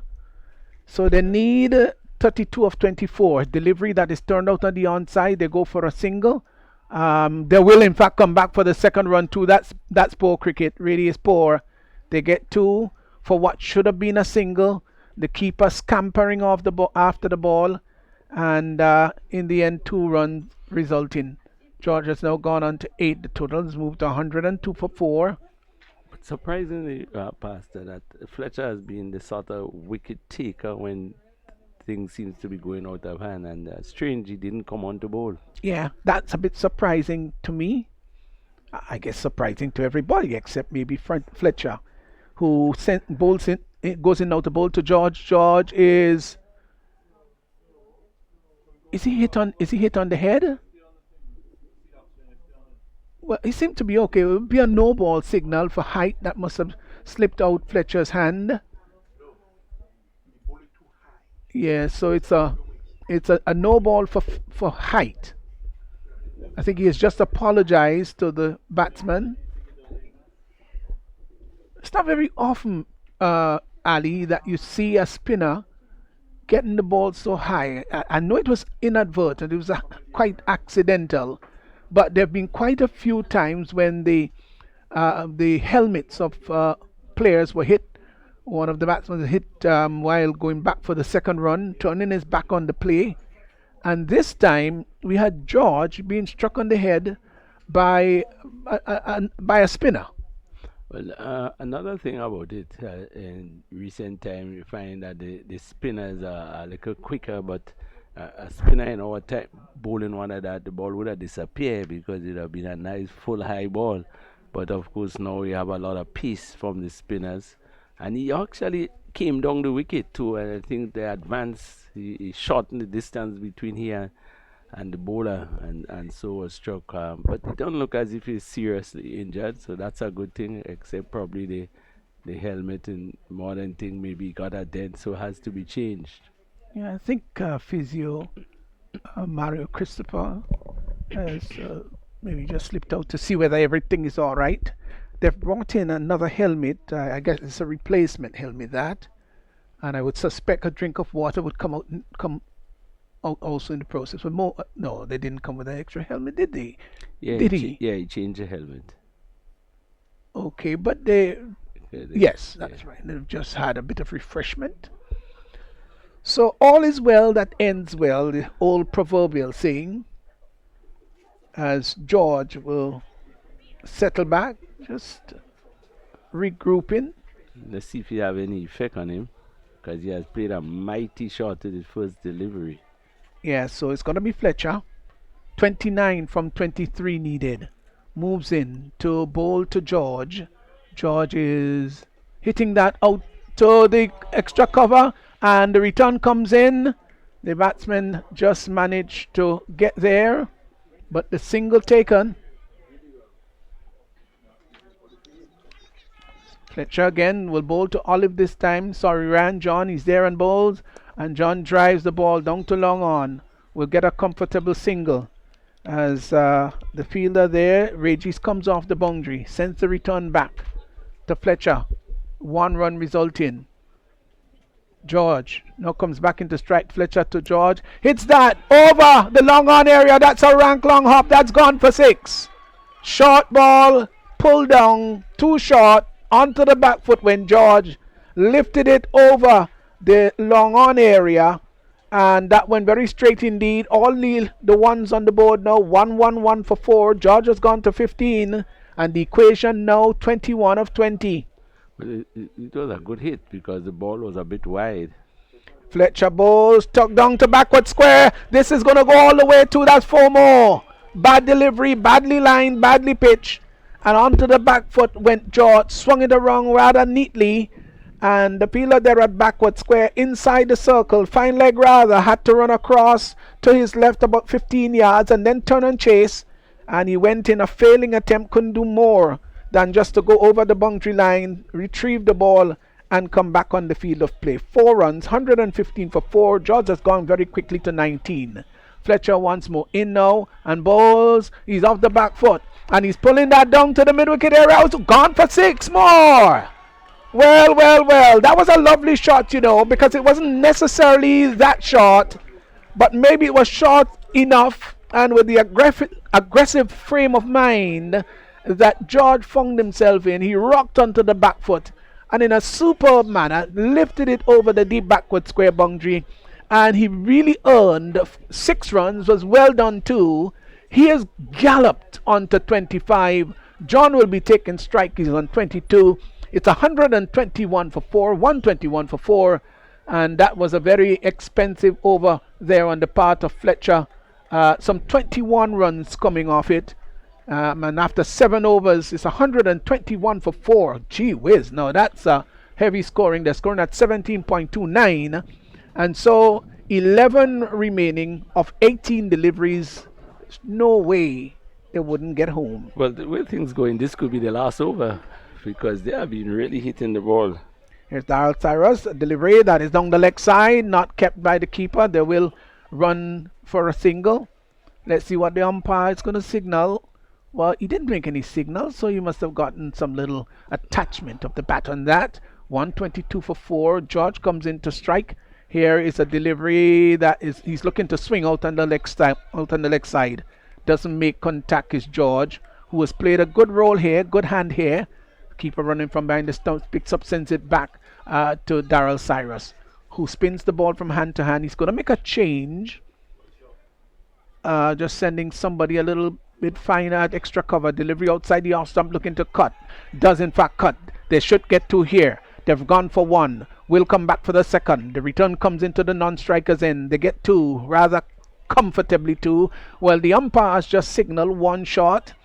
And, well, Kendall George was the culprit there. Decided to steal a bit of time. The umpire saw him cheating. Say, hey, no, you're 1 shot. So here's John now. Looking to swing that. Sorry, George. Doesn't make contact. Keeper collects behind the stumps. 9 required from 15 balls. But also in the 1 shot, sometimes the batter realized that he could be in problem running back. So he decided that instead of trying to get 1 run, avoid losing the wicket, and he turned somewhere long before he got to the crease and ran back. You've got to be very thoughtful to do that. Here once more is George from the far end. Well, I don't know how many batsmen would think about doing that. Got to be quick thinking. Bowls now outside the off stump, looking to cuts the ball down to backward point. Would get a comfortable single. Not the most attractive batsman in the world is Kendall George, but I'm telling you what, he's very effective this afternoon. Right. He's gone quickly now to 27. It's 124 for 4 as Cyrus comes in now and bowls to John, who is that? Oh, he goes over the boundary line, and that's 6. He stood up there rather casual, boundary riding, and just put his hand up with no conviction at all, and the ball went over the boundary for 6. Now look at the flight of that ball. It's coming down to the fielder down on that long on. Yes, he did jump, but I would love to see a greater effort. Really would have loved to see something more emphatic.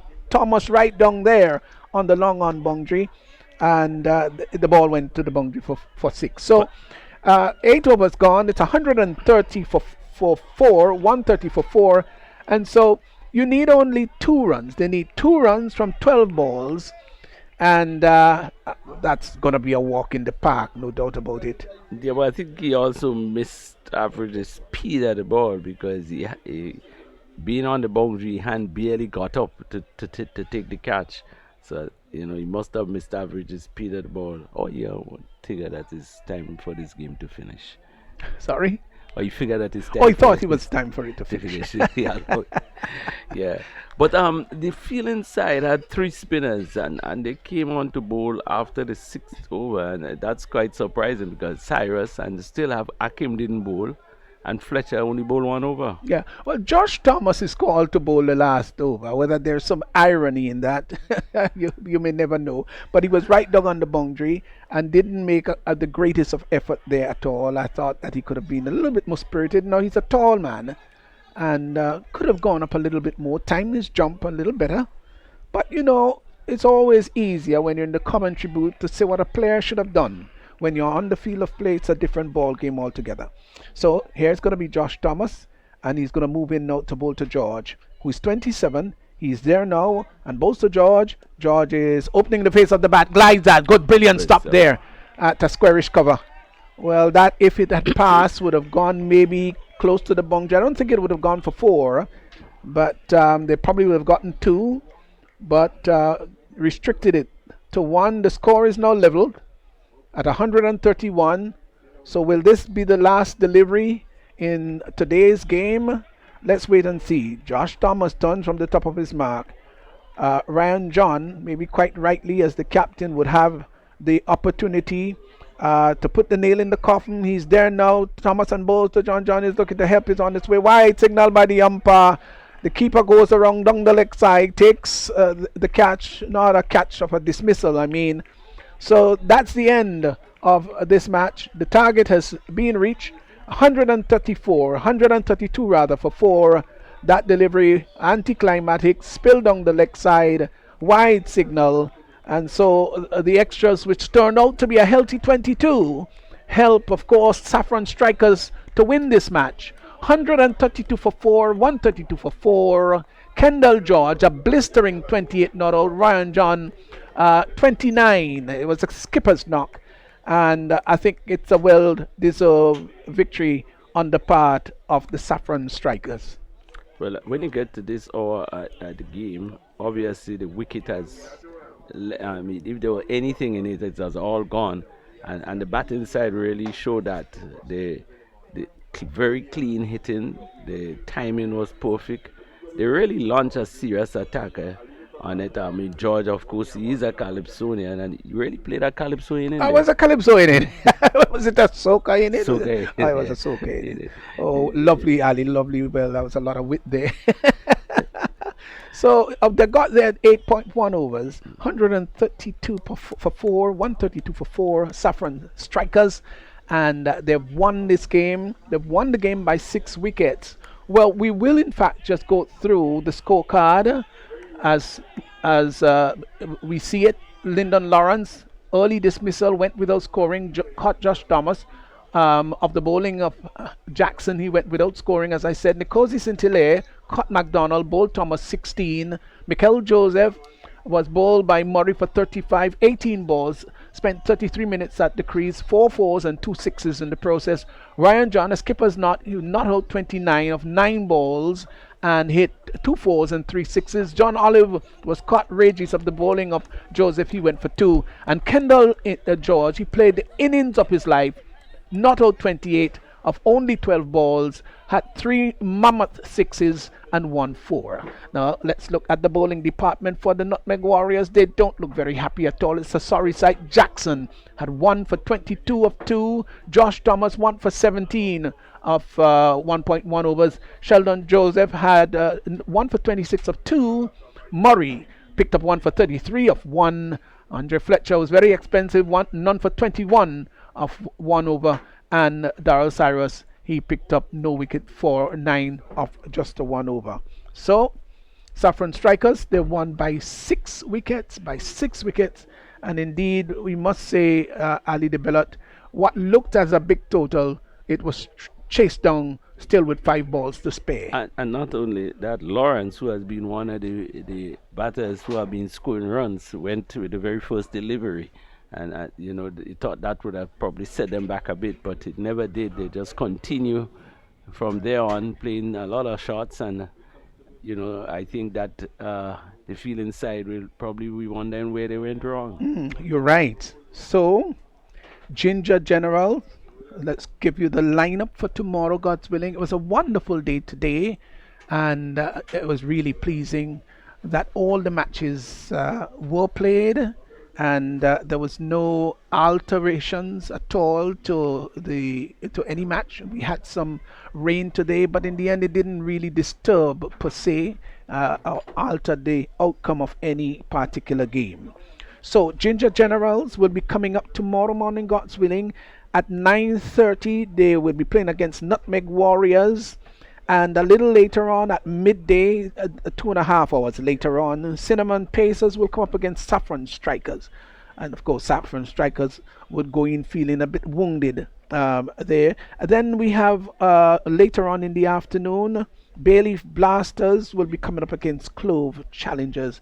That will be at 2 o'clock tomorrow afternoon. Today was full with a lot of drama, a lot of excitement. It was an absolute pleasure, I dare say, to bring you the broadcast. And every day the excitement just seemed to get greater and greater.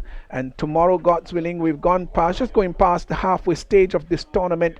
We still got several days to go, but we have been absolutely happy and joyful to bring you the broadcast here. So on the behalf of the rest of the commentary team here and our technical personalities and scorer Stevenson Worm, imploring that you have a good rest of the day.